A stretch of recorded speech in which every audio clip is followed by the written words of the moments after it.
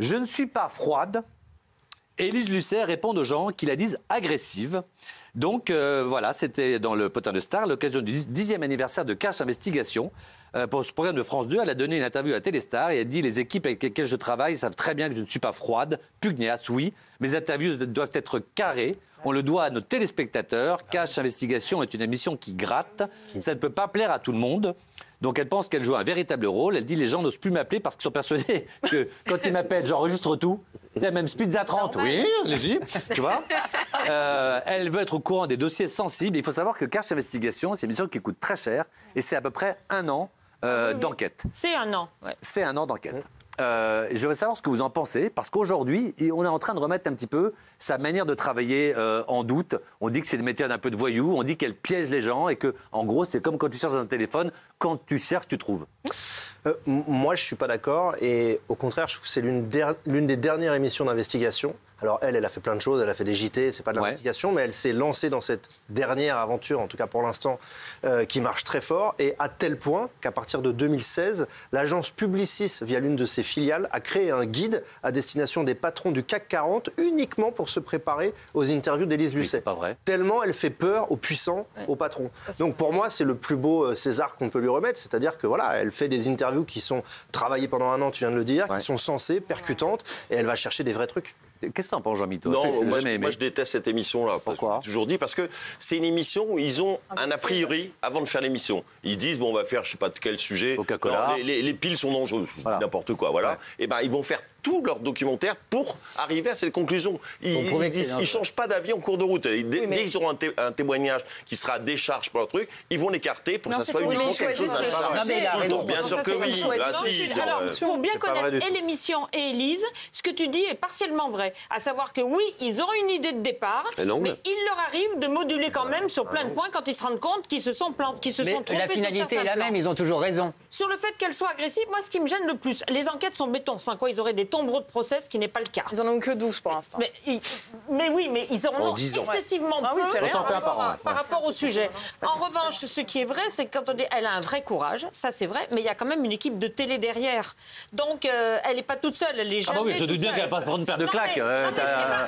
T'imagines, paf, rentre chez toi, il y a des caméras. Avec Rachida Dati, c'était limite. Un courage à 10. Un quoi? Un courage à 10 personnes, non, on se sent plus épaulé que quand on est véritablement tout seul. Mais elle est toute seule. Cela dit, elle n'est pas froide. Moi, je l'ai vue dans des soirées amicales. C'est vraiment une fille sympa. Elle n'est pas froide, elle est agressive. Et elle peut être. Mais elle n'est pas froide. Elle n'est pas froide. Oui, dans une boîte de nuit, elle ne sait pas ce qu'on lui demandait, mais dans la vie, oui. Non, mais moi, je pense qu'elle mène une vie dangereuse. Parce que là, tu dis, elle n'est pas toute seule, ils sont 10. Mais ils sont 10 quand elle est à la télé. Mais cette femme, elle vit en dehors de la télé. C'est-à-dire, elle est dans la rue, elle est partout. Enfin, il peut lui arriver tout le temps des soucis. C'est hyper courageux ce qu'elle fait de dénoncer. Parce que quand elle est toute seule, elle est face. Alors, je vais à toi, mais il dodeline. Non, mais je dodeline, non.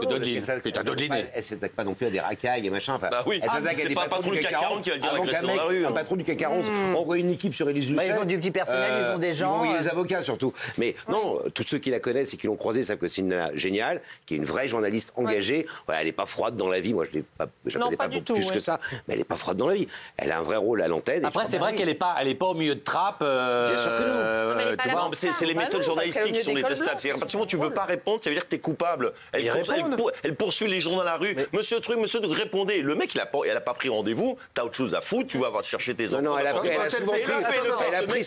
Jean-Michel, pas tous en même temps. Pas tous en même temps. Pas tous en même temps. Attendez. Pardon, parce qu'elle lève. Tu dis des bêtises, Jean-Michel. Elle prend rendez-vous de longues semaines avant. Et souvent, quand elle arrive sur le set, elle dit au mec, ça fait 15 jours qu'on essaie d'avoir un rendez-vous avec vous. Vous fusez les rendez-vous. Mais non, elle alpague les gens dans la rue. Mais non.